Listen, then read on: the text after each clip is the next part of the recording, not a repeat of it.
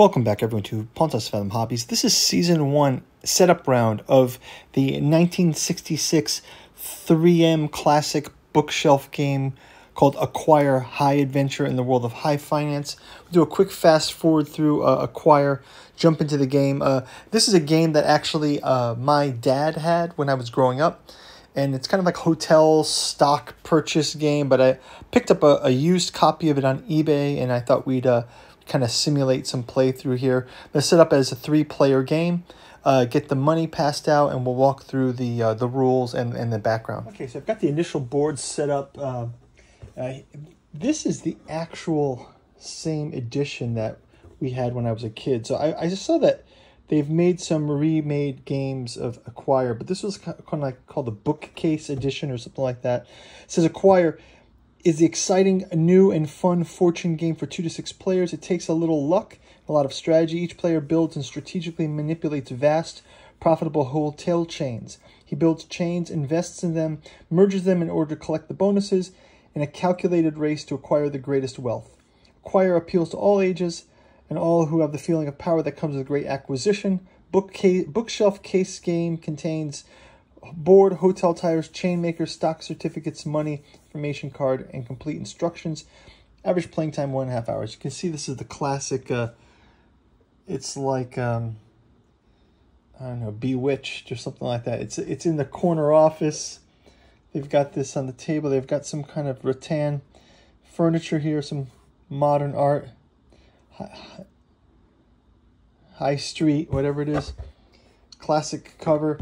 The other thing that's interesting about this one was the rules are actually printed inside the top of the box. We're so used to a rule sheet. It says how to play Acquire. The main object of Acquire is to become the wealthiest player at the end of the game. This is done by forming hotel chains and obtaining free blocks of stock, shrewdly buying the right stock at the right time, merging chains to obtain capital, and adding hotels to the chains in which you have controlling interest to increase their value. So we started out with the main thing is we've got these different stock cards. These are for the different hotel chains. So we've got Imperial Hotel. We've got the Luxor Hotel. And they all have different share value that we'll go into on the value card. We've got Worldwide and American Hotels here. Worldwide and American. We've got Continental. We've got Festival and Tower. And now, if you notice, each of them also have a special tile. So this is as you build the chains on the board, you will once you have a chain that's bigger than 2, you can add this, and then you start having that chain. And now this is how you build the hotel chains.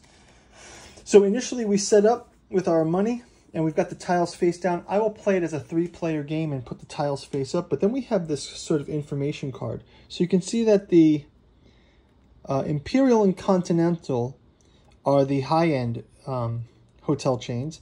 American, Worldwide, and Festival are sort of the moderate ones, and Tower and Luxor are sort of the discount hotel chains. So those cards will be key. I'll give each of our players a card just for the visual. And we will start to jump in. The other thing is we have all these tiles. We got these all randomly here. And so the tiles are just a grid. It's not a, I think in the remade versions, they've actually made little hotel tower pieces. But I kind of like the stark number grid as the hotel board. But it does get kind of interesting. So we'll jump into setup. I'm playing it as a 3-player big game because I remember there were special rules for 2 players.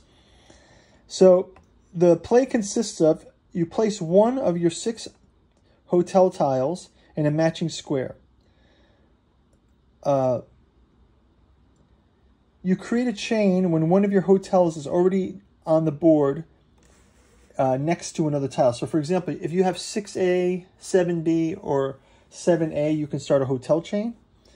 You can merge chains by connecting 2 chains together that we'll get into later.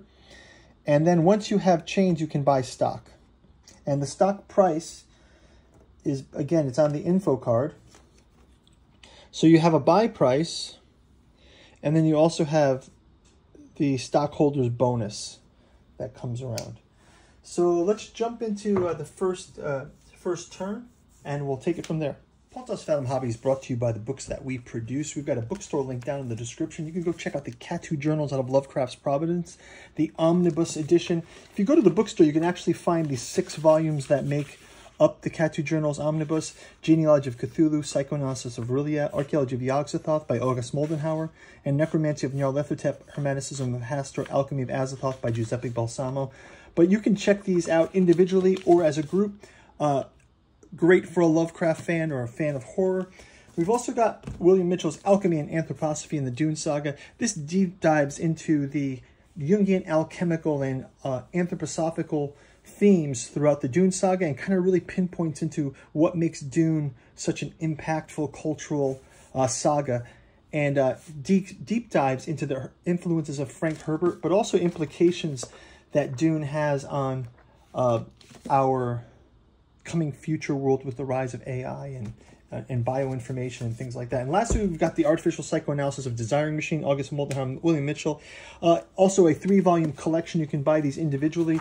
You've got Impedance and Admittance in Desiring Machines, Psychoanalysis of Artificial Intelligence, Computational Complexity and Psychiatric Agency. This book will put together a number of different approaches to the rise of artificial general intelligence, what its impact is on humanity, and also the idea of perhaps a psychology or an artificial psychology that's going to be required in the future for artificial intelligence. So go check those out in the bookstore. You can also check out our Patreon link down below. Thanks for watching, and we're back to the game. Okay, so first off, I noticed I've got 8F, 9F, and 9G. So I'll have this player go ahead and play 9G. I'll go ahead and have the next player got 2A, 2F. So there's already 2F here for player 2. And I believe you can create a chain. When a player plays one of his hotels next to another on the board, he creates a hotel chain. So let's go ahead and start with one of the mid-range hotel chain. We'll just go conservatively and we'll go with American hotels. So this will be the American hotel chain to start out with.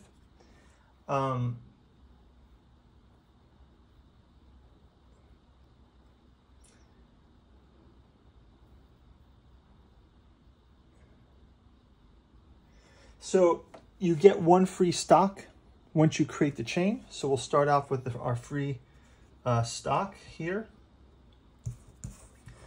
And then it says, as chain maker, the chain player receives the founder's bonus of 1 free stock.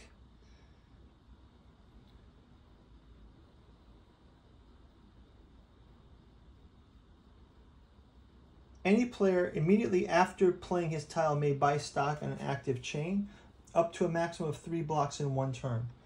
So I think he'll go ahead then, player 1 will go ahead, and if we look at our stock card, we can buy American. We've got 2 chains, so the stock price per block is 300. So I'll just go ahead and buy another share of the stock at 300. All right, so I'll take my 300, get a second share of stock. I've got 2 shares of American now. I got 2 blocks of American stock, and we're going to go into, and then there's another tile gets picked to replace my missing tile. Okay, so now we're on to player 3. We got 5H. Oh, there's a 5G here as well. So they'll go ahead and purchase, again, let's go with worldwide. We'll do worldwide hotels. Go kind of conservatively here. We get our free starter stock. Again, worldwide would also be 300 for a share of stock. So I'll pay 300 for worldwide second share of stock.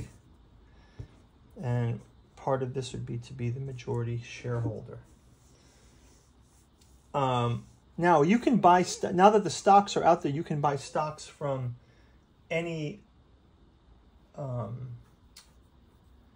chain, because that would make you the stockholder. So you can do like a kind of a buyout of that.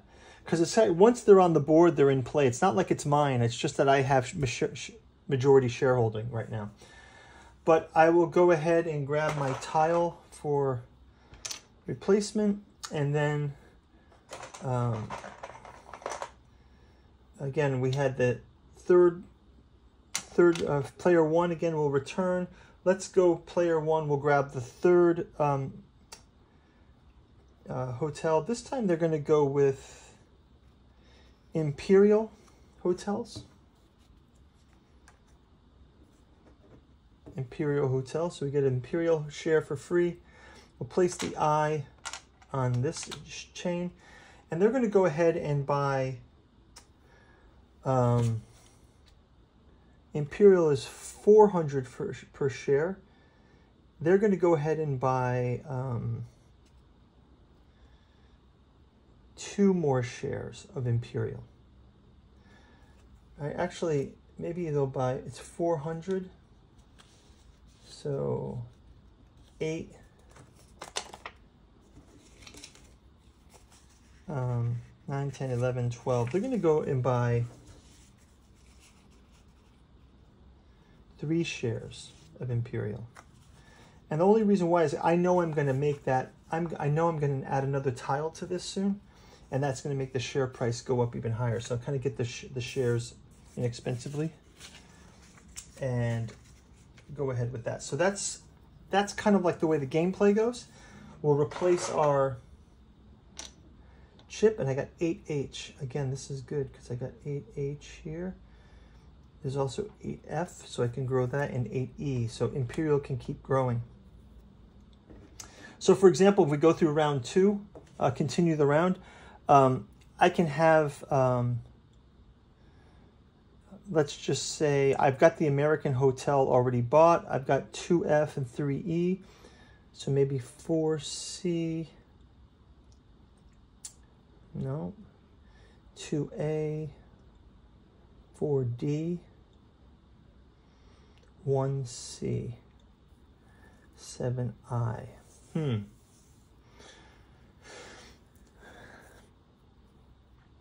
Yeah, so already this is kind of not a great spot. I kind of will go with 2A up here just to sort of play something out. But then I also think I will try to get secondary shareholder of Imperial Hotels. So I'll buy those they're at 400. So I'll buy 2 shares of Imperial. And I'll get 200 change. So one of the other details of the game is you have majority shareholder will have a payout, and then second majority shareholder, they have a shareholder's bonus. So the shareholder's bonus, it says, at the time of a merger, that's when we cash out on that. So you can get, 2,000, 3,000, 12,000 if we have over, if we have a huge chain. So as the chain gets huge, we'll see that. Okay, so we'll get the next tile for player 2, and then we're going to wrap it up with player 3. Player 3 has got the worldwide. They've got 10B. So part of the strategy of this is finding, like, can you influence the share prices, and also can you, you guys will see as we play along. So actually, look, we have another one we can start, 6A. Let's start 6A, and we'll start 6A and just let's put Luxor on the map. And we'll also strategize as we're Luxor. Let's go ahead and buy, just sort of ensure our majority shareholder for Luxor. That'll be 400. So let's say 800 for 2. And then let's also buy a share of American Eagle for 3. So this will give us 2 shares of Luxor and secondary shareholder. So the strategy so far, as you can see, is something like this.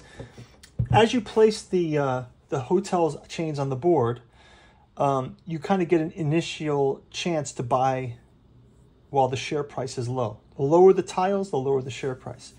So right now, majority shareholder is player 2 for American, and secondary shareholder is American. So that's a strategy here. We've got a majority shareholder of Imperial with player 1, and they're followed quickly by Imperial secondary shareholder, and then Luxor shareholder and Worldwide Hotels shareholder in player 3, but the cash flow could be a problem. Okay, so we'll come back in round 2. I'll kind of go into things about, we'll try to cover growing our chains next time, and then we'll go into some rules about majority shareholders, disposals of stock, and mergers as we get closer to that in the next rounds. So thanks for watching. We'll see you in the next round. Bye-bye.